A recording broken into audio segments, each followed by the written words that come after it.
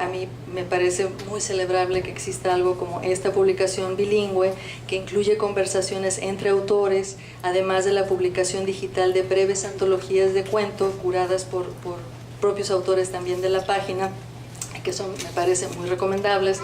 Esta revista atraviesa, su título, ¿no? es traviesa un poco por ser traviesa, pero también por ser traviesa, y de manera por demás traviesa géneros y geografías.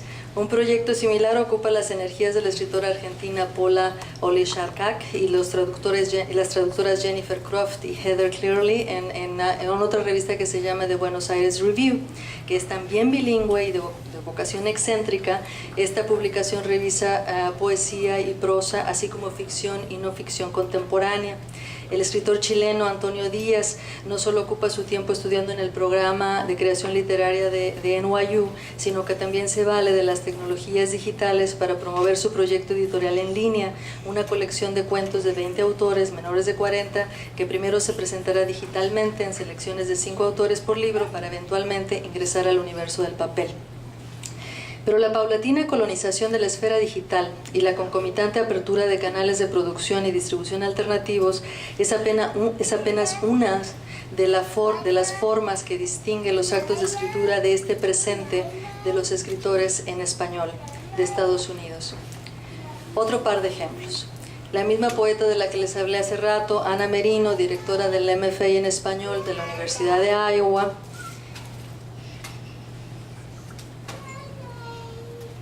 lleva a cabo importantes proyectos comunitarios que ponen en contacto a sus estudiantes, tanto de licenciatura como de posgrado, con la comunidad de donde con frecuencia provienen.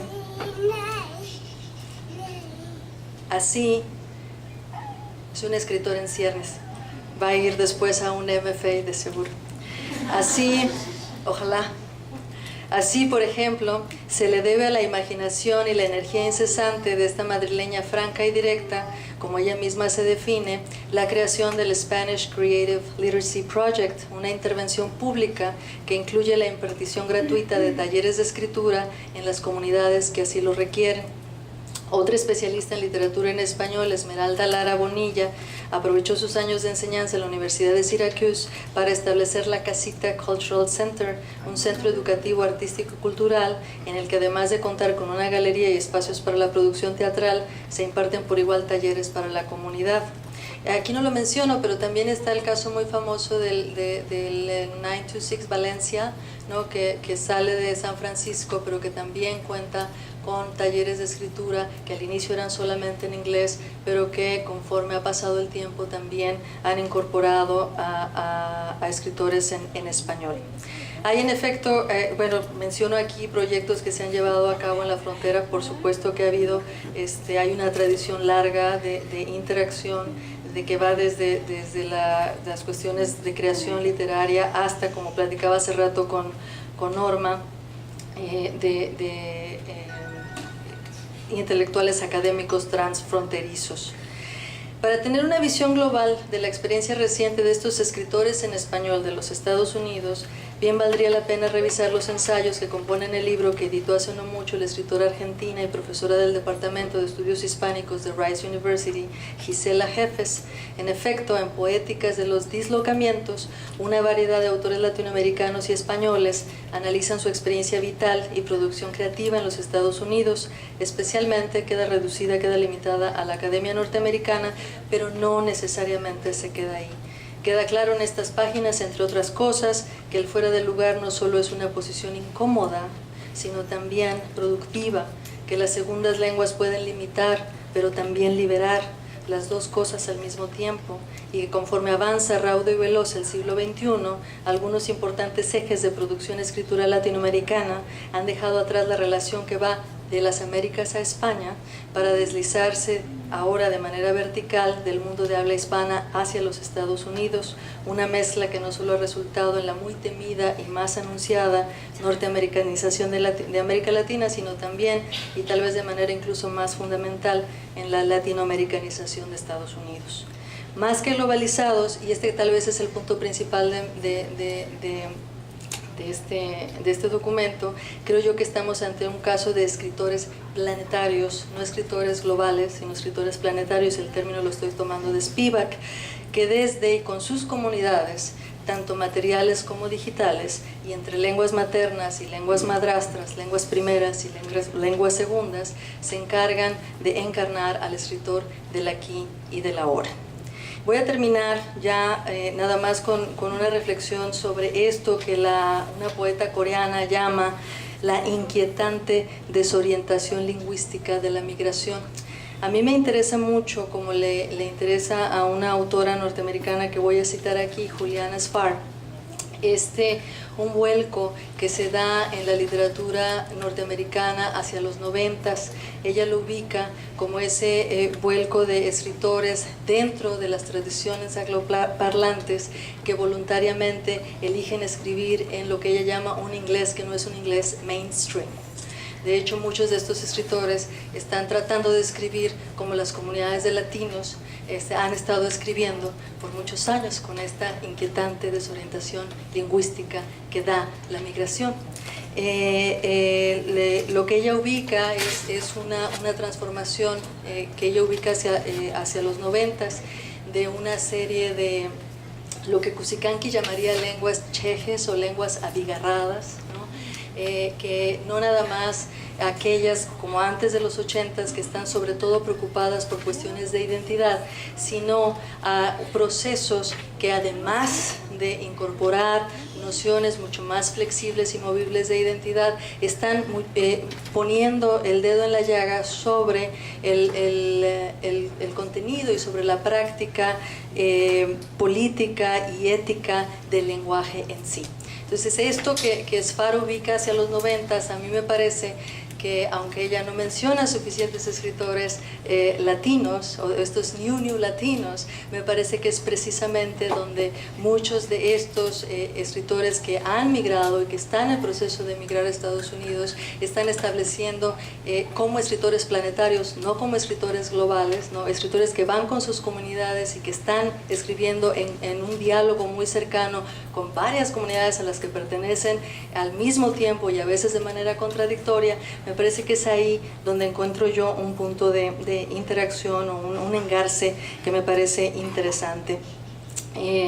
Suele criticarse la escritura globalizada como un producto desterritorializado, que en su afán de adquirir una mayor velocidad de circulación en los mercados mundiales, ha limado los bordes más propios de su especificidad, dando como resultado mercancías planas y de fácil intercambio. Y yo he criticado eso también. Se trata de libros escritos en un lenguaje más bien neutro o en todo caso denotativo, que sacrifica el vuelo local o el retuércano de casa en aras de un mayor índice de traducibilidad. Los críticos de la globalización han atacado esos libros aduciendo que en ellos el aspecto mercantil le ha ganado la partida a la experiencia de escritura que estos objetos con hojas o pantallas varias ofrecen. A menudo, esta posición crítica ha creado, sin embargo, una falsa dicotomía. Por un lado, las escrituras locales, que privilegian un trabajo cercano con la lengua, y por otro, las letras globalizadas, que en su mismidad identataria se deslizan aparentemente sin problemas a través de fronteras varias. Estamos dispuestos a seguir sosteniendo esta imagen bipartita de un mundo signado por múltiples y a menudo concomitantes procesos migratorios que han marcado y han sido a su vez marcados por los lenguajes de sus habitantes y de sus escribientes. Tal vez, como lo sugería Spivak en Planetariedad, uno de los capítulos que conforma su Death of the Discipline, habría que empezar por sustituir el término de agente global por el de sujeto planetario. Este último, un concepto que en lugar de enfatizar la circulación de las mercancías y el capital, subraya la experiencia de los cuerpos cuando hacen contacto tenso, volátil, dinámico en un globo terráqueo donde tanto la naturaleza como la cultura resultan inextricables. Decía Spivak, y aquí estoy citando: si nos imaginamos como sujetos planetarios en lugar de agentes globales, criaturas planetarias en lugar de entidades globales, la alteridad entonces continúa derivándose de nosotros.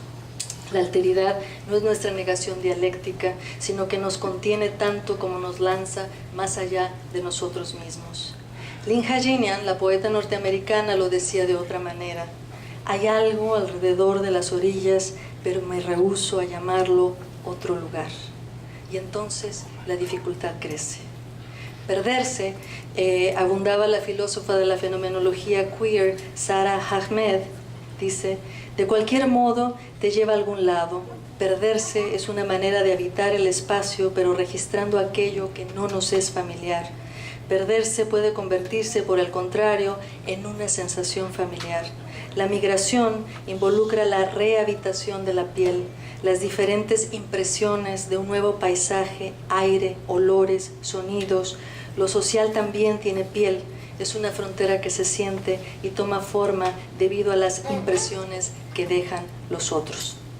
Fuera pues del discurso abstracto de la globalidad y enraizado al contrario en el más concreto de los posicionamientos errantes, escribir es también parte de un tránsito que recorre e inventa un planeta nervioso y herido, cejijunto, socavado, vivo. En este planeta, entre sus sujetos planetarios, ocurren miriadas de instancias en las que cotidianamente se produce lo que Julián Sfar, refiriéndose al trabajo de la poeta coreana Kim Mi-myung, llama la inquietante desorientación lingüística de la migración, haciendo hincapié en el gradual alejamiento del inglés estándar que han llevado a cabo algunos poetas bilingües o multilingües, tanto dentro como fuera de los Estados Unidos durante la década de los 90 del siglo XX. Sfar argumenta que, a diferencia de generaciones anteriores, las cuales trabajaron con una definición identitaria de la lengua, y aquí la definición que ella utiliza es sobre todo la de Gloria Anzaldúa, la de yo soy mi lenguaje, es la que viene a cuento.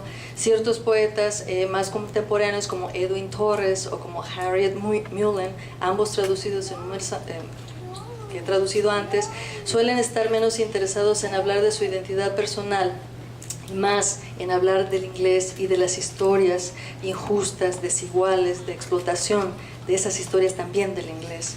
En lugar de decir yo soy mi lenguaje, estos escritores están diciendo algo sobre el lenguaje mismo, a menudo algo sobre las relaciones entre el lenguaje y el imperialismo. Este alejamiento del inglés estándar no teme la distorsión ni rechaza lo que en la estrecha visión oficialista de algunos se llama error. Al contrario, abrazando la condición migrante de la lengua, no pocos escritores han decidido trabajar fuera de los perímetros del recato y la corrección lingüística, una práctica ya recurrente en distintos puntos del globo terráqueo, a la que Marjorie Perloff ha denominado como escrituras exofónicas.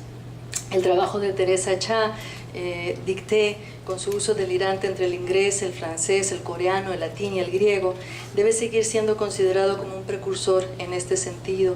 Entre otros, brillando por su uso también perturbador del alemán, Yoko Tawada, la novelista japonesa que vive y da clases en Alemania y que escribe en su segunda lengua, señala enfáticamente que el ser humano de hoy es el sitio donde coexisten diferentes lenguajes en mutua transformación y no tiene sentido cancelar esta cohabitación o suprimir la distorsión resultante.